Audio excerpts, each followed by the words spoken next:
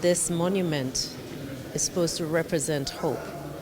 But I think it's also a strong message to us in Ghana. I believe within the next 24 hours, there's going to be a street that's officially named after the late Flight Lieutenant President Jerry John Rawlings. They are honoring. I think it's something that should have happened at this magnitude a while ago. The Thomas Sankara's foundation have done their best to keep his legend alive, and we've always been happy to support. President Flight Lieutenant Jerry John Rawlings my father was certainly a huge supporter of the foundation, and he was a very close friend of Thomas Sankara. So.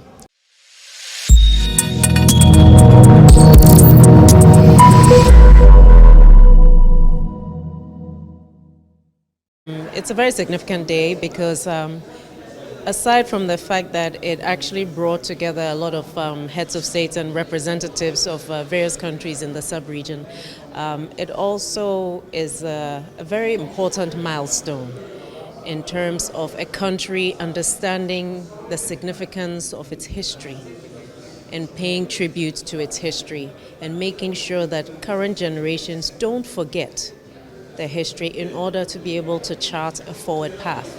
And I think that the mausoleum that has been set up in honor of the late Captain Thomas Sankara and his 12 comrades who were slain in 1987 is really just a testament of the value that Burkina Faso places on its history and on its heroes. And the presence of Ghana here, a big delegation from Ghana, as well as representatives of President Rawlings' family, myself and two of my siblings here on behalf of the family as well, is really a show of solidarity of what the history that our two countries have in common. But I think that beyond that, it's also an important milestone in that with the current geopolitics, it serves as a rallying point for many of the countries in the sub-region to perhaps take a moment to reflect on what it means to be African, what it means to be West African, and how we identify ourselves within this complex, what has become in many cases a proxy war in the sub-region. And it's important because it gives us an opportunity to understand that the youth of our continent really have a very high expectation of where they would like the future of this continent to go.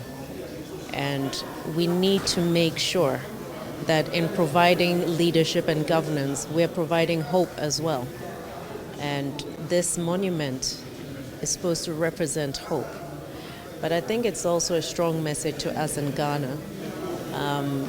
I believe within the next 24 hours, there's going to be a street that's officially named after the late Flight Lieutenant President Jerry John Rawlings. They are honoring our former president. I think my father, yes, of course, thank you. I think it's something that if as Ghanaians we haven't taken notice of, we should recognize the fact that we should honor our past. We should honor our past leaders, and certainly the fact that they have singled out the late President Jerry John Rawlings is significant for Ghana as a country. And I believe that moving forward, we need to, in terms of our relationship between Ghana and Burkina Faso, need to understand that the nature of our porous borders, the significance of our common history, means that we have to find creative ways in which we can collaborate to help resolve this issue of violent extremism and terrorism in the sub-region, if indeed we want to create a brighter future for generations to come. Thank you very much. Thanks for your time. I think it's something that should have happened at this magnitude a while ago. The Thomas Sankara's foundation have done their best to keep his legend alive, and we've always been happy to support. President Flight Lieutenant General Rawlings was certainly, my father was certainly a huge supporter of the foundation, and he was a very close friend of Thomas Sankara. So it means a lot to be here, and it means a lot that the whole of Africa was more or less here to support this momentous occasion. United we will rise, and divided we will fall. That's the way I look at it. I think now more than ever we have the opportunity to come together as a continent. Many have come before who have tried to accomplish this, but I feel that the atmosphere is perfect for that kind of unity. We see what is happening in the West, and for once I think we're in a position to look inward at ourselves and see how we can progress as a continent, not just, divided whereby everybody is doing something in their own little corner. And together I think we could be a force for good in this world. So I think let's streamline things, let's work towards a better future, and I think our leaders are on the precipice of making that happen. So I think we're in a good place, but certainly united we will be able to accomplish that. Unveiling of the mausoleum for Thomas Sankara and the other 12 guys who, were killed alongside. I think it was very well organized, and it's important that the personalities who came, you could see that there was quite some participation from across West Africa and Central Africa, and also from Europe and from the Americas and all. So, well, I think it was well, organized, and President Sankara and his people really deserve the kind of honor that they got. There is so much to talk about Sankara, but to just put it short, Sankara and President Rawlings were contemporaries. So, and they believed in the same kind of direction. They were two charismatic leaders in this part of the world. And then one of them got killed.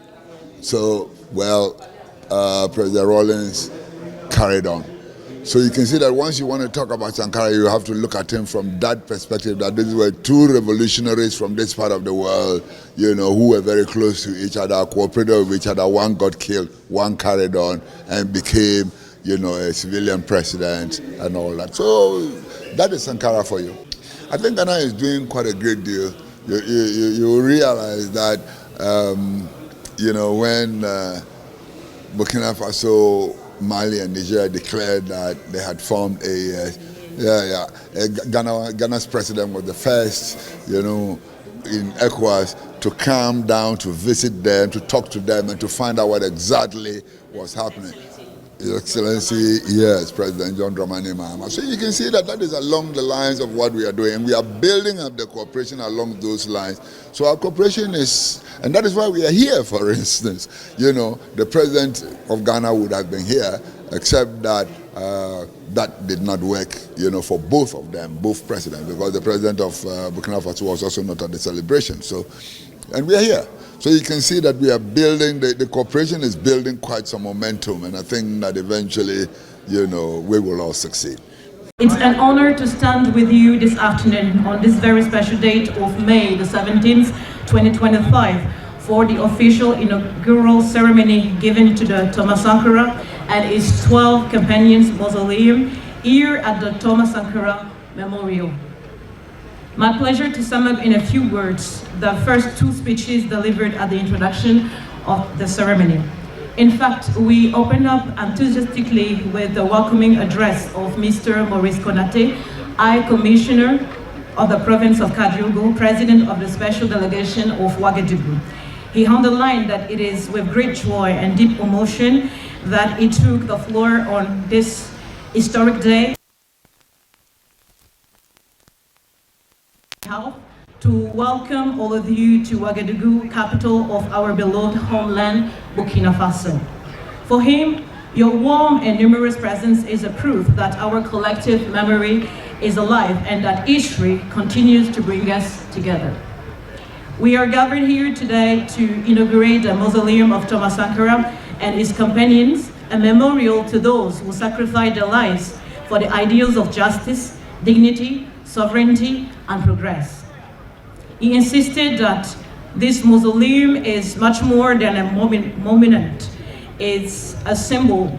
It embodies the spirit of the August 1983 revolution.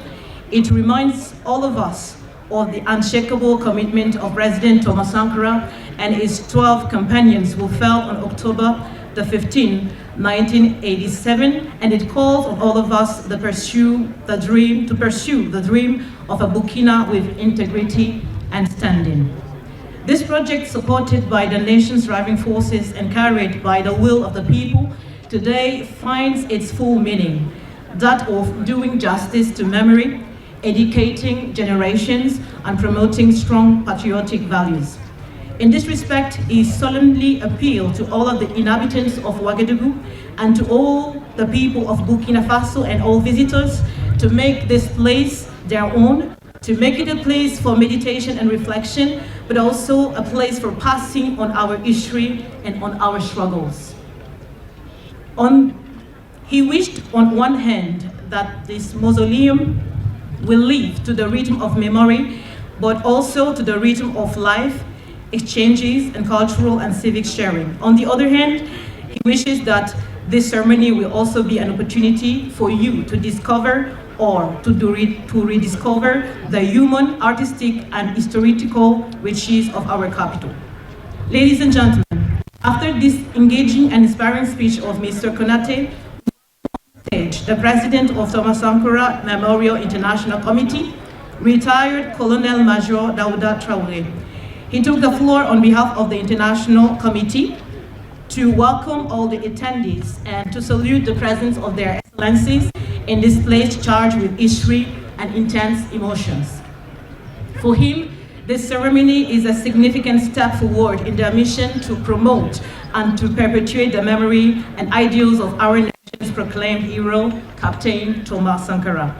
Having allowed Thomas Sankara and his 12 companions to be buried on the very spot where they were savagely murdered on October 15, 1987, has made this great memorial project a tangible reality. And effectively, here we are before a mausoleum that rises proudly to the heavens, who he strongly believes wanted it to be the work of the architect Diébedo Francis Kéré, our world-renowned and respected compatriot. Recognizing the merits of values of this exceptional man, President Sankara, means also giving wings to the ambitions of the nations. In a national and international context made more complex by terrorism, spawned by imperialism and neocolonialism, served by their local and henchmen and armchair slaves, His Excellency, the President of Faso Head of State, continues to forge ahead despite the obstacles, strong in popular support, convinced and determined to ensure the happiness of all citizens based on the general interest, the common good, and shared responsibility. He recalled the date of October 15, 2022, when His Excellency, the President of Faso Head of State, had just taken up his responsibilities to turn Burkina Faso's fortune around and didn't hesitate to come here to the memorial to receive the torch of the People's Democratic Revolution from the hands of the late President Pierre Ouédraogo. We were all convinced at the time that he was the heir, the relay, who could take over and continue the triumphal race towards the horizon of our happiness. From now on, certainly Thomas Sankara and his 12 companions will henceforth rest in these places of remembrance in dignity for prosperity, which will undoubtedly inspire Africans and citizens of the world. I thank you all for your kind attention.